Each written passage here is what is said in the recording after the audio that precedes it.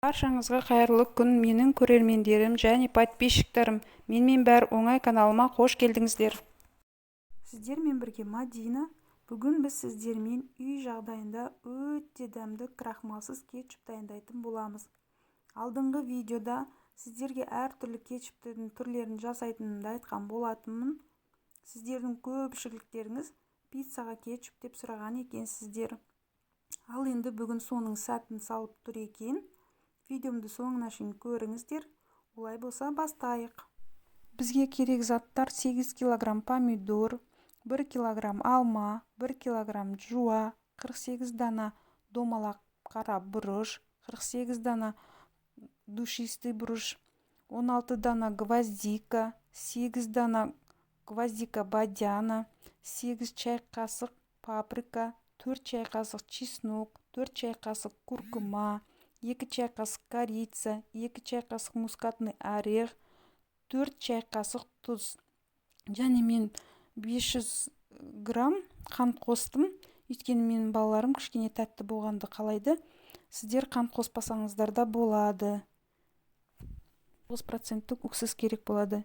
Мен көп мөлшерде дайындаймын, өйткені маған тапсырыс берген адамдарым бар.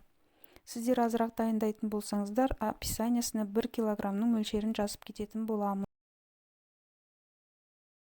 Құрметті менің көрермендерім, қазақша каналдың дамуына үлес қосып, каналыма жазылып, лайк басып, комментарий жазып, видео ұнаса достарыңызбен бөлісе отырыңыздар. Және де келесі менің видеомды жіберіп алмас үшін қоңыраушаны басып қойыңыздар.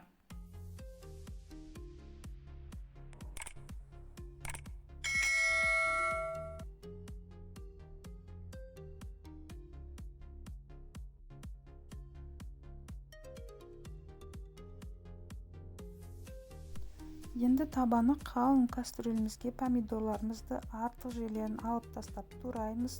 Үстіне жуа тураймыз.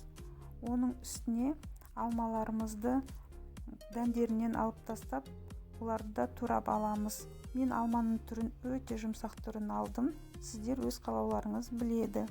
Енді баяу отқа газға қоямыз да қақпағын жабамыз. Отқа қойған соң қайнағанға дейін анда-санда араластырып қою керек. Қайнаған соң осы тұста дәмдеуіштерімізді, қантымызды салып аламыз. 40 минутқа тағы да қайнатамыз. Сосын отымызды өшіріп, 30-40 минуттай суытып алуымыз керек. 30 минут суытып алдым. Блендерға салып, араластырып, бір келкі масса жасап аламын.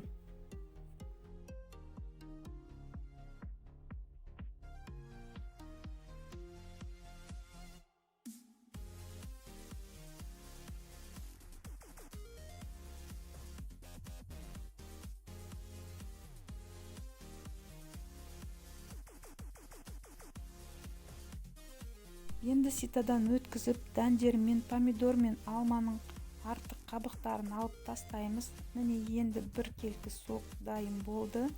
Менде бір орташа кастрюль, бір кішкентай кастрюль шықты. Енді согымызды қайтадан үлкен кастрюлемізге құямыз.